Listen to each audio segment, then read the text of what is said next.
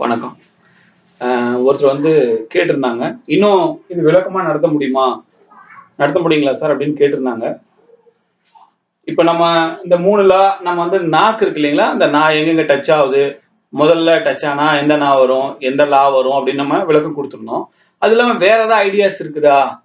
வேற மாரி ஃபார்முலா இருந்தா எனக்கு சொல்லுங்க அப்படின்னு சொல்லி ஒருத்தங்க கமெண்ட் குடுத்திருந்தாங்க. அதுக்காக இந்த கிளாஸ் புதுசா நம்ம ஆட் பண்ணியிருக்கிறோம். அவங்களுக்கு இது ரொம்ப யூஸ்ஃபுல்லா இருக்கும்னு நினைக்கிறோம். சரிங்களா?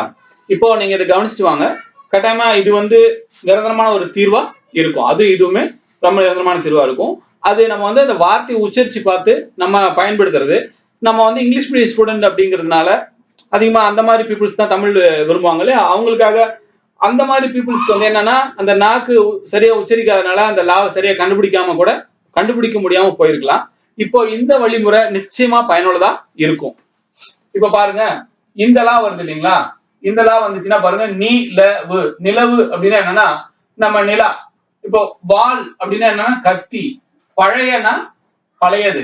இப்ப பாருங்க, அதே நிலவுக்கு வேற லா போட்டீங்கன்னா தப்பு. அந்த 2 லாவுல நீங்க எந்த லா போட்டீங்கனாலும் நிலவுக்கு தப்பு. சாலைனா ரோடு இல்லைங்களா? அந்த ரோடுக்கு வந்து இந்த லை தான் போடணும். அந்த 2 லை போட்டீங்கன்னா தப்பு. இப்போ நம்ம என்ன இதுல இருந்து புரிஞ்சுக்கணும் அப்படின்னா ஒரு தொகுப்பு உருவாக்குங்க. ஒரு ரூல்ட் நோட்டோ ஏதோ ஒரு நோட் நீங்க எடுத்துக்கிட்டு நீங்க என்ன பண்ணுங்க, ஒரு தொகுப்பு உருவாக்குங்க. இப்ப இந்த லா இருக்கு இல்லைங்களா? இந்த லாவுல வரதெல்லாம் நீங்க ஒரு பேராகிராஃப் படிக்கிறீங்க. படிக்கும் போது ஓ இந்த குண்டு லா வந்தா இந்த வார்த்தைக்கு இந்த லாவா, நிலவுக்கு குண்டு லாவா அப்படின்னு நீங்க நோட் பண்ணிக்கணும் மனசுல. இப்ப என்ன பண்ணுங்க, இப்ப நம்ம வந்து ஒரு வெளிநாட்டு காயின் சேர்த்துற ஒருத்தரா நம்ம கற்பனை பண்ணிக்கலாம். அப்போ 3 உண்டியல் நம்ம வச்சுக்கணும். இப்போ ஒவ்வொரு நாட்டுது ஒவ்வொரு இதுல இருந்தா நம்ம அந்த காயின்ஸை நம்ம தனியா எடுத்து பார்க்க முடியும். எல்லாமே இப்ப லைப்ரரியில புக்ஸ் எல்லாம் அடுக்கிருக்காங்கல்ல, அந்த மாதிரி நம்ம மனசை கூட அந்த மாதிரி கற்பனை பண்ணிட்டு நம்ம அந்த மாதிரி பண்ணிக்க முடியும். இந்த லாலாம் இருக்கு பாத்தீங்களா? இந்த மாதிரி நீங்க என்ன பண்ணுங்க, உங்க பாட புஸ்தகமோ நீங்க எங்க பேப்பர்ல பாத்தீங்க இல்ல நியூஸ்ல பாத்தீங்க, எங்க பார்த்திருந்தாலும் நீங்க என்ன பண்ணுங்க, அதையெல்லாம் ஒரு நோட்டு போட்டு இந்த லாவுக்கு தனியா சில பேஜஸ், இந்த லாவுக்கு சில பேஜஸ் நீங்க ஒண்ணு எழுதி 10 எழுதி மனப்பாடம் பண்ண வேணாம். ஒரே ஒரு முறை ஆச்சரியமா பார்த்து இந்த லா வந்துச்சுன்னா இதா அப்படின்னு நீங்க மனசுல சேர்த்துக்கோங்க பாருங்க. ஒன்னொன்னா உங்க மனசுல பதிவாயிட்டே வரும்.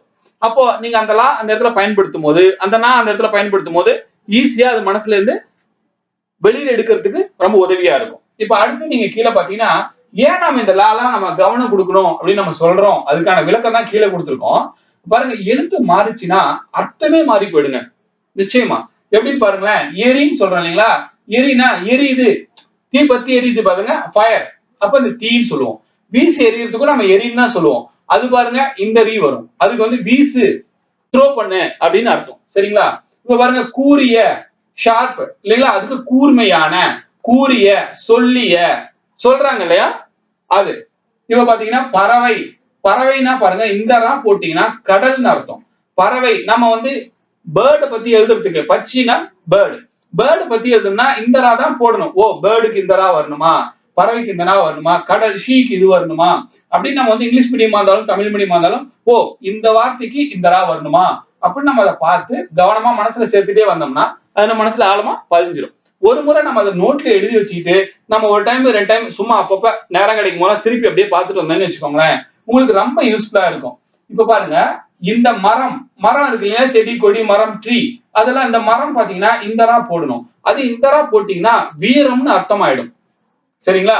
இங்க பாருங்க, புலி டைகருக்கு வந்து எந்த லீ, இந்த குண்டுலி போடணும். குச்சிலி போட்டீங்கன்னா என்ன ஆகும், குழம்புக்கு போடுறோம் பாத்தீங்களா, அந்த புலியா மாறிடும். மூளை பிரெயின் இருக்கு பாத்தீங்களா?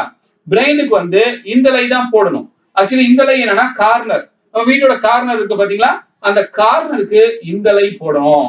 நம்ம பிரெயினுக்கு இந்த லை தான் போடணும். இன்னொரு லை இருக்குது, அது எதுக்கு அப்படின்னா அந்த லை பயன்பாட்டில் இல்ல. அந்த லை நீங்க இதுக்கு போடாலும் தப்பு, இதுக்கு போட்டாலும் தப்பு. இப்போ பல்லி அல்லது பள்ளி அப்படின்னு நம்ம சொல்றோம். இந்த லிசார்ட் நீங்க பாத்துருக்கீங்கல்ல, மேல எல்லாம் இருக்கணும் வீட்டுல லிசார்ட். அந்த பள்ளிக்கு இந்த இல்லு இந்த லீ தான் போடணும். ஸ்கூல் இருக்கு பாத்தீங்களா? அதுக்கு இந்த இல்லு இந்த லீ நீங்க இது நல்லா கவனிச்சிருப்பீங்க. ஒவ்வொரு ஸ்கூல்ல நம்ம எழுதியிருப்பாங்க இல்லையா? பள்ளிக்கூடம் அந்த மாதிரி. இதனால நம்ம என்ன ஒரு விஷயம் ரொம்ப முக்கியமா புரிஞ்சுக்கணும்னா, ஒரு முறை நம்ம அதை நோட் பண்ணி ஆச்சரியமா பார்த்து கவனமா மனசுல பதிய வச்சு அதை நம்ம பண்ணிட்டே வந்தோம்னா அது தமிழ்ங்கிறது ரொம்ப ஈஸியா வந்துடும்.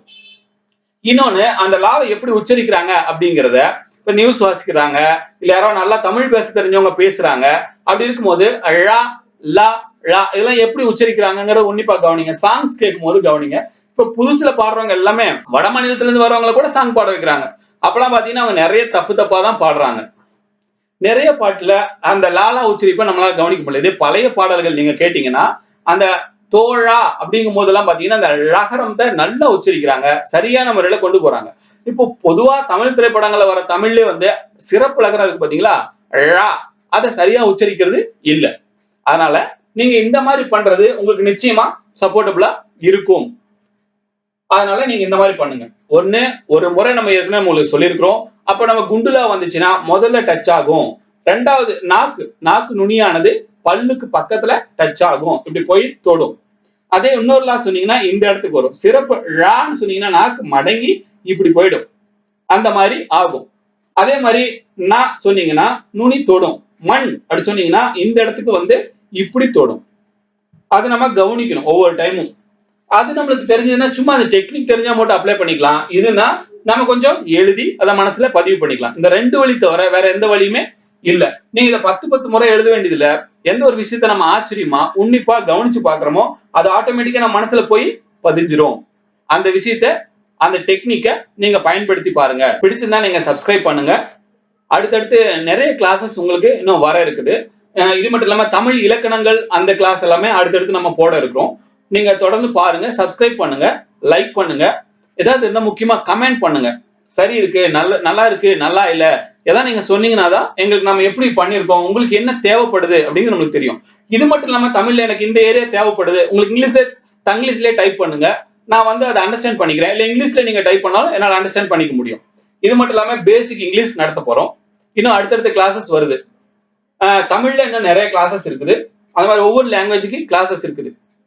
அது உங்களுடைய சப்போர்ட்டை பொறுத்து தான் நம்ம அது அடுத்தடுத்து கிளாஸஸ் நம்ம கொண்டு போக முடியும். ரொம்ப நன்றிங்க.